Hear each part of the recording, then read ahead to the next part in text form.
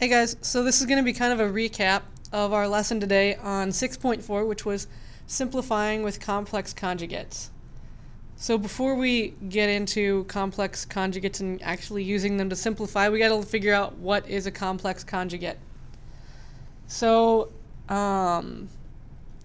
let's take a look at something really quick. So if we multiply x minus 2 times x plus 2, what do we get? Well, we have to distribute the x to both the x and the 2. So that gives us x squared plus 2x. And then we have to distribute the negative 2 to both of them as well. So we have minus 2x minus 4. And notice how the 2x and the minus 2x, well, they just cancel each other out. So we're left with x squared minus 4. Well, what if these were i's instead of x's? Let's try one like that. So if I did I minus 2 times I plus 2, well, we'd end up with the same thing, right? We'd have I squared plus 2i minus 2i minus 4, since we distribute the same way we do with x's. And then we end up with I squared minus 4 because the 2i and the minus 2i still cancel each other out. But remember, I squared is negative 1. So we really have negative 1 minus 4 here, which gives us negative 5. So notice when we multiply I minus 2 times I plus 2, all the i's go away. And we're left with just an integer. So we can use this to help us simplify problems. So what this is actually called is these two are complex conjugates of each other. So if I originally have I minus 2, then its complex conjugate is I plus 2. If I originally have 7 minus 5i, then its complex conjugate is going to be 7 plus 5i. So you're just changing the sign in the middle. If I have negative 6 minus 4i, my complex conjugate is going to be negative 6 plus 4i. And it works the other way too. If I have 7i plus 6, then my complex conjugate is going to be 7i minus 6.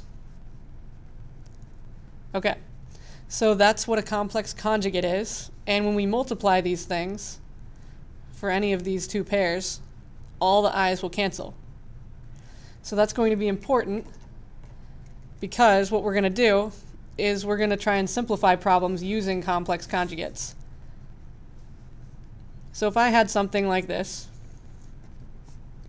let's say 3 over 3i plus 2.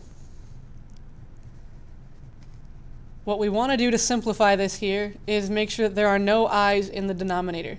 So the same way that you don't let square roots be in the denominator, for that same reason we don't let complex numbers, so like I, we don't let those be in the denominator. So what we want to do is on the top and the bottom, we can multiply by the complex conjugate. So the complex conjugate is 3i minus 2. And this is essentially multiplying the whole thing by 1.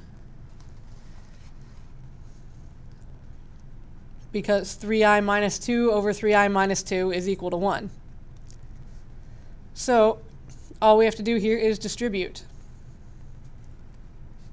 So on the top, we're going to end up with 9i minus 6. And on the bottom, we're also going to distribute. So we have 3i times 3i and 3i times negative 2. So that's going to give us 9i squared minus 6i. And then we distribute the plus 2 as well. So that gives us plus 6i minus 4. All right, so we can simplify this the 6 i's cancel each other out. So we have 9i minus 6 still on the top. But on the bottom we have 9i squared, and I squared is negative 1. So we're going to replace that with a negative 1 minus 4. And then we can just simplify from here. This becomes negative 9 and negative 9 minus 4 just gives us negative 13. So there's our simplified answer. So our simplified answer should have i's only in the top, no i's in the bottom.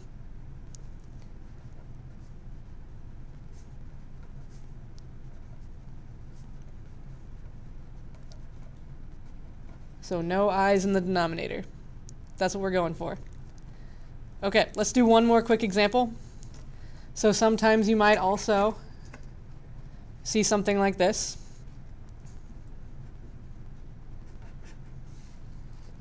Where we've got like I minus 4 on the top and 2 minus I on the bottom. So when we have i's on the top and the bottom, we still do the same thing. Because we want i's on the top, we don't want i's on the bottom. So we have to multiply again by the complex conjugate. So for this one, we have 2 minus I on the bottom, so we want to multiply by 2 plus I on the top and on the bottom.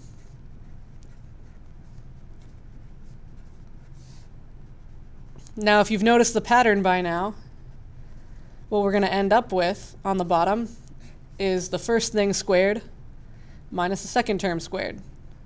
So the first term squared is 4.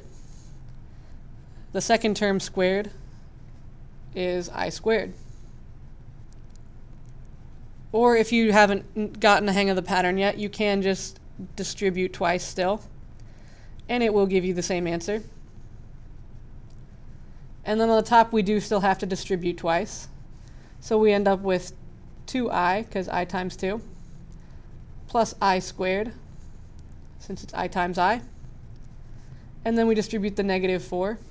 So minus 8 and minus 4i. Now we just have to simplify. So on the top, we have 2i minus 4i gives us negative 2i. I squared, remember that becomes a negative 1. And negative 1 minus 8 is negative 9. And then on the bottom, this I squared also becomes a negative 1. And 4 minus negative 1 is just like adding 1. So that's going to give us 5. So our simplified answer should be negative 2i minus 9 all over 5. So this was just kind of a recap of the lesson we had today in case you missed it. There it is. Now go do that homework.